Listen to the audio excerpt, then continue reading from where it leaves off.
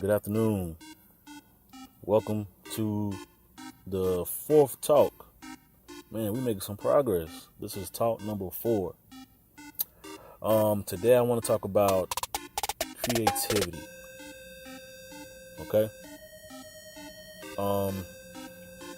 We all have some form or some type of creativity.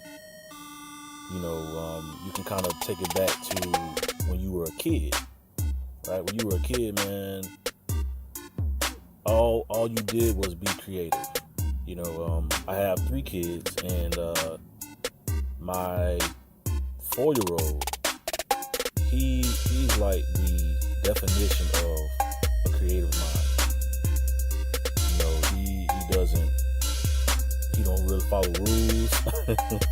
He kind of goes at his own pace, and sometimes I'm just sitting there watching him, and he, got his little toys and got his little action figures, and I mean, he's having a whole TV show. All my kids have tablets, and my baby, he doesn't even use his tablet because he's busy, going on all kind of adventures and, like I say, playing with his toys and just really just enjoying himself. And every time I look at him, I say, wow, that's a creative mind. And it's crazy how creative we are at that age. And the older we get, the more life kind of hits us and knocks us to the ground, and we got to get back up. And it's like our creativity, the level of our creativity just gets lower and lower and lower and lower to eventually, unfortunately, kind of die out. And it is unfortunate, you know what I mean? But creativity is a very important part of life, And I noticed that I've been saying everything pretty much important. Every talk that I think about doing with you guys, it makes me say that it's important because it is important. So creativity, man. I kind of think about, like I said, I'm always thinking about stuff, man, and it just made me realize how human beings are meant to be creative. Human beings are meant to be creative. We're not meant to be robots. We're not meant to do what we're told. We're not meant to kind of just fit this mold of who we're supposed to be. Society, constantly bombards us with who we're supposed to be, right? And we were in, the east side of the globe, you know what I mean? Like Europe and, Russia, China, areas in that part of the earth, will be conditioned to be one way. And then when you go more to the western side and to eventually come to the United States, or, just North America in general, we're conditioned to be another way, right? And then to even go deeper than that, even to go into the subcultures of things, our subcultures are conditioned they condition us humans to be a certain kind of way. The thing that I think about the most is when talking about subcultures and like these sub societies, or micro societies, if you will, whatever you want to call it. I think about different religions. I think about Christianity. I think about Catholicism. I think about Islam, and those sub societies, where the people who follow that way of life are conditioned to be a certain kind of way, right? And I kind of feel like it kind of takes away from the individuality of that individual person. Just all these rules that we have to follow. So, and like I said, it kind of sucks away from the creativity. And I mean, man, just think about what kind of world this would be if we weren't creative. That'd be crazy. It'd be boring. Everybody kind of be doing the same thing. Everybody think the same way. Everybody react to different situations the same way. And I mean, that's just not possible. That's just not feasible. You know, um, according to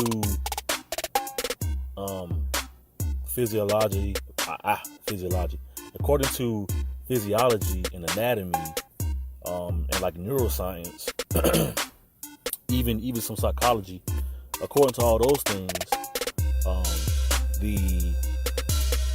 the right side of the brain, the right side of the brain, that controls our creativity. That's the source of our creativity. You know, that's where we have intuition. That's where we have imagination.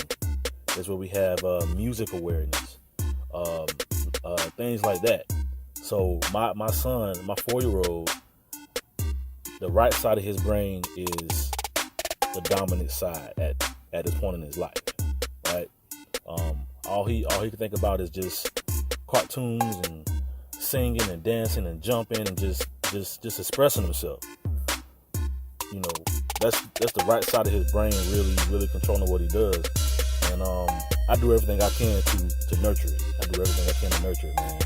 And I see that he's kind of following my footsteps of kind of the music side of things. He's really following that, and I love it. I'm even thinking about getting him a drum set or a guitar or whatever. I'm really thinking about doing that because I really want him to really stay in that creative zone. Because I mean, creativity can produce something absolutely beautiful, you know, and I want to be able to witness that. You know, I see the creative side of him, and I want to be able to nurture that so it can blossom into something beautiful, and that can really touch the whole world. You know what I mean? And to kind of go back to what I just said about me, about him following my footsteps. That's how I do my creative thing. You know, I mean, I make music. You know, the beats you hear behind me is music that I make. You know, I mean, back in the day, I used to rap. You know, I can draw a little bit. I mean, I'm not an artist, nothing like that, but I mean, you know, I can draw a face, and you can know that it's a face. You know what I mean? So, and you know, I kind of sing a little bit too. You know, I have a creative side, and one conscious thing that I've been doing lately is trying to nurture that creative side. You know, my thirst to be creative, or my thirst to be more creative, is what created this YouTube channel. You know, I always wanted to do it, but I was nervous. I had all these bad thoughts about what could possibly happen or whatever, and one day I just got to the point and said, you know what, just do it. Just do it. I mean, you never know what could happen. So, and that's very important, because I actually feel like I'm getting more out of life by expressing my creativity. I feel like I'm getting more out of life, and it's kind of making me more productive. So it's awesome, man. It's awesome. I'm going to definitely continue to do these. Continue to work on this. Continue to get better at it. Like I said in my last talk, I'm working on getting another camera, so you can start seeing my face instead of listening to me talk. I want you to see my face. I want you to see me talk, see my mannerisms and how I use my hands, and you know, kind of bring you in closer to my head, bring you in closer to how I talk and closer to how I feel about things. So yeah, and then I think about creative people. You know, you got Stevie Wonder, you got Michael Jackson, Quincy Jones. You know, and to even think of it in more contemporary terms, Tupac, Jay-Z, you know, people like that. Those are creative people, you know, and they made a huge impact on this world, a huge impact, you know. So I talked about the right side of the brain. Now I want to go into the left side of the brain. The left side of the brain is the more logical side, right? Logic,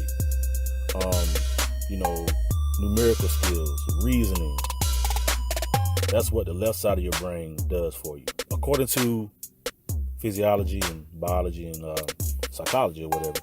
That's what the left side of the brain does. And then I think about like famous philosophers and stuff like that, like Nietzsche, Descartes, Socrates.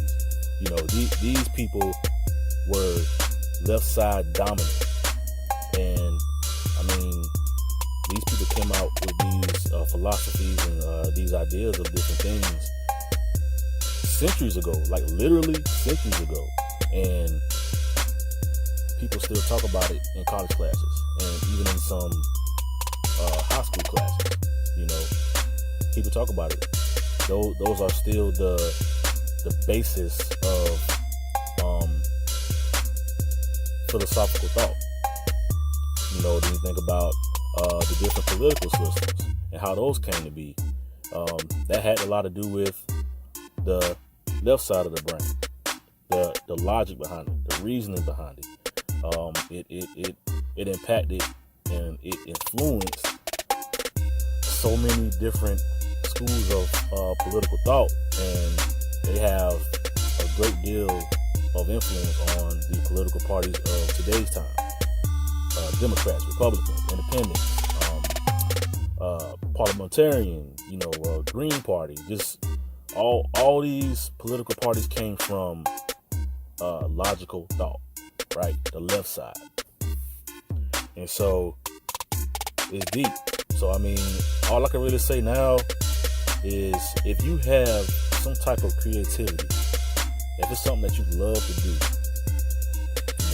for me, is make music. I love to create music. I love to talk. I love to speak. I love to write. I'm working on reading. I'm working on that.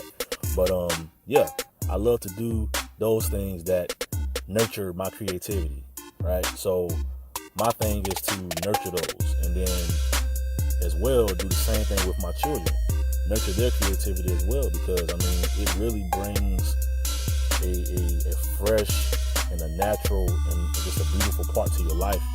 It kind of makes it more meaningful. So back to my question, or not my question, but just my invitation to my listeners. If you have something that you are creative doing, nurture it, man. Do it. If you like to make music, make music. Even though the music game is completely saturated these days, because social media, everybody has a voice now, so the music game is completely saturated. Don't even worry about that. Just still make your music. If you like to weave baskets, weave them damn baskets. If you like to do hair, do that hair. Practice. If you like to get on the microphone and talk about stuff, do that. Start your podcast. You never know what doors can open from that leap of faith, right? You never know what doors can even open. So it's very important. I urge everyone that's listening to me to, nurture that creativity. Nurture it, because you never know where it could come from. Okay? That's all I have for today. Just kind of a short talk. But I just wanted to get on here and talk about that, man. And hope y'all have a good day. Hopefully on the next video you can see me talk. It's just a whole lot more convenient doing it this way, and I can get more volume in, and really get my voice out there. And hopefully on the next one I'll have a actual video. So y'all push for me. I'm pushing for y'all. I appreciate everybody that's listening. Don't forget to subscribe, like, and share, and I'll see y'all in the next one. Peace.